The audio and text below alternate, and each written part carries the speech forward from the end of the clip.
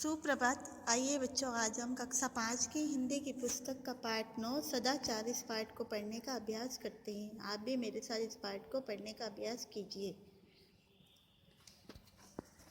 चलिए स्टार्ट करते हैं आज का पाठ।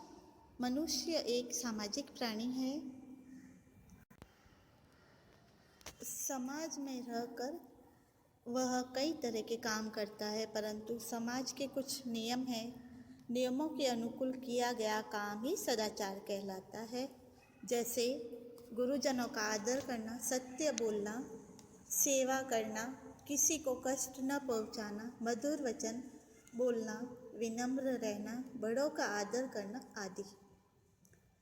ये उत्तम चरित्र के गुण हैं। जिस व्यक्ति के व्यवहार में ये गुण होते हैं वह सदाचारी कहलाता है। सदाचार शब्द दो शब्दों के मेल से बना है, सत्य प्लस आचार। सत्य का अर्थ अच्छा, आचार का अर्थ है व्यवहार। इस तरह सदाचार का अर्थ है अच्छा व्यवहार। अच्छे व्यवहार से ही व्यक्ति के सदाचारी होने की पहचान होती है। सदाचारी बनने के लिए ईमानदार होना आवश्यक है।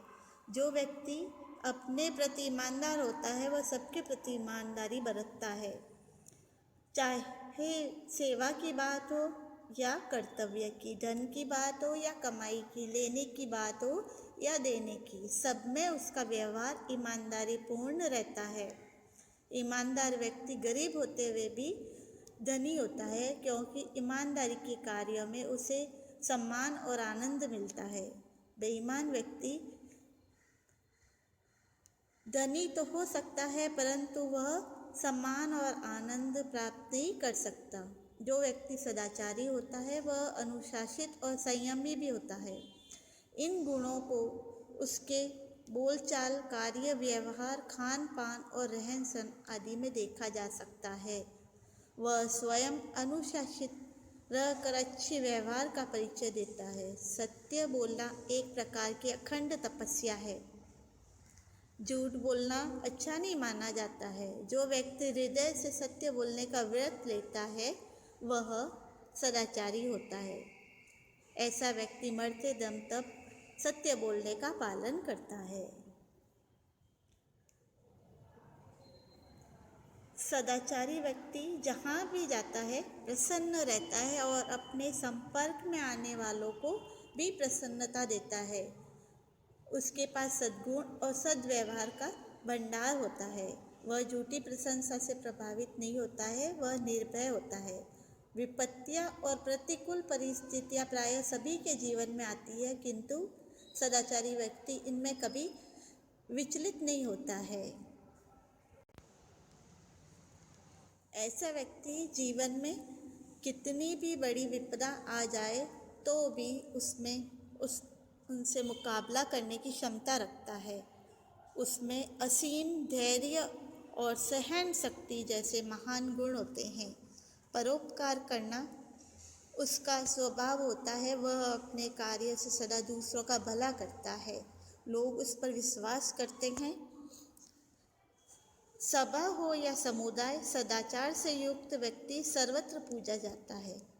सदाचार सफलता का मार्ग है जो व्यक्ति को मंजिल तक पहुंचाता है। अच्छे व्यवहार के कारण कठिन काम भी सहजता से बन जाते हैं। इसके द्वारा मनुष्य अपनी असीम शक्ति को प्रकट कर सकता है। सदाचार के बल पर असीम शक्ति को प्रकट करने वाला सामर्थ्यवान मनुष्य संत और महापुरुष के रूप में जाना जाता है। वह अपने महान कार्य से महापुरुष कहलाता है। ऐसे ही महापुरुष हमारे आदर्श होते हैं। उनका सद्व्यवहार अनुकरणीय होता है। हमें परस्पर सद्व्यवहार करना चाहिए और सद्व्यवहार ही वास्तव में सदाचार है।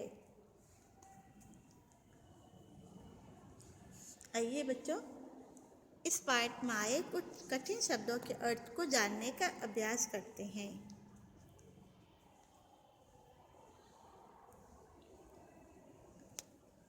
तो सबसे पहला शब्द है सामाजिक। सामाजिक का अर्थ होता है समाज का। प्राणी, प्राणी का अर्थ होता है जीव। सदाचार अच्छा व्यवहार। सदाचार का अर्थ होता है अच्छा व्यवहार। गरीब गरीब का अर्थ होता है निर्धन।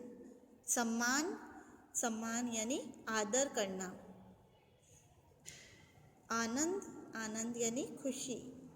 अनुशासित, अनुशासित का अर्थ होता है नियमों से बंधा हुआ।